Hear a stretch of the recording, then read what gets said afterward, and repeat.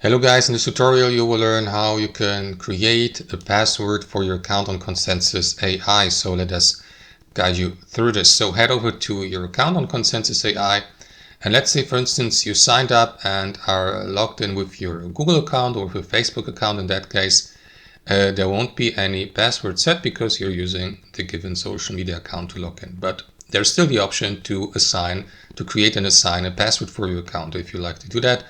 So for this method, guys, what you need to do is navigate to your profile here on Consensus AI in the bottom left. Then click into Settings, click into Account on the left-hand side.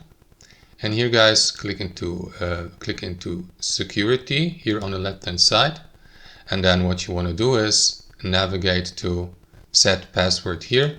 Click into it, set the password, confirm it here. And after that, make sure that you save it by clicking into this button. And that's how it works, guys. Thanks for watching, and I'll see you next time.